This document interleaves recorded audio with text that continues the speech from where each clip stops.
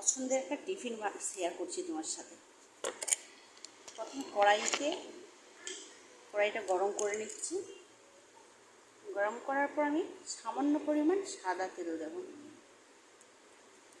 খুব অল্প তেলেই রান্না করবো। দেখুন আপনারা, তেলটা গরম হচ্ছে। এইদিকে আমি রেডি করছি এটা আমি নিয়েছি নুন, আটা আর জল দিয়ে ব্যাটারটা বানিয়ে নিয়েছি। পাশে আছে ডিমের গোলা। এই ব্যাটারটা তৈরি করেছেন পাউরুটির মধ্যে কিছু না, একটু পরিমাণ আলু সেদ্ধ, পেঁয়াজ কুচি, লঙ্কা আর ডিম সেদ্ধ দিয়ে ম্যারিনেট করে রেখেছি।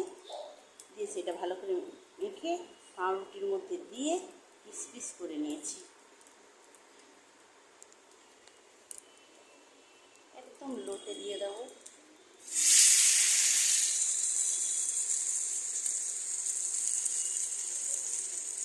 একটু ডিম লাগিয়ে ডিমের কুচি। এইভাবে প্রত্যেকটা আমি দেখুন বানিয়ে রেখেছি। এর মধ্যে আটার ব্যাটারে চোপাবো, তেলে দিয়ে দিলাম।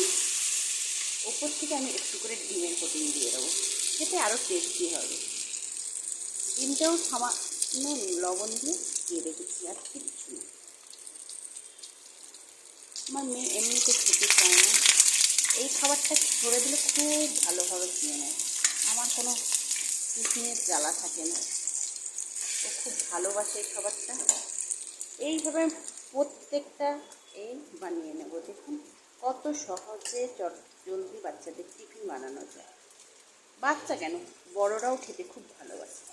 আমার হাজব্যান্ড খেতে খুব ভালোবাসে, মেয়ে হাজব্যান্ড সবাই খুব পছন্দের একটি টিফিন।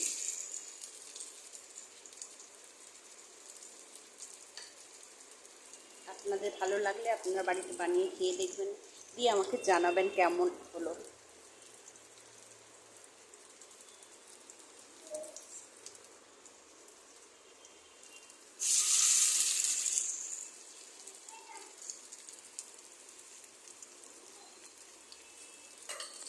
তবে ভাজবেন একদম লো স্টিমে দিয়ে ভাজবেন। হয়নি যেহেতু আলুটা সেদ্ধ করে আছে, কাঁচা থাকবে। এইভাবে আমি লাল লাল করে দুটো পিঠি ভেজে নেব। এবার এইভাবে মেয়েকে গরম গরম ভেজে দিয়ে দিলে খুব আনন্দের সাথে ও খেয়ে নেয়। সামান্য মেয়োনিজ দিতে হয়, খুব ভালোবাসে ও খেতে।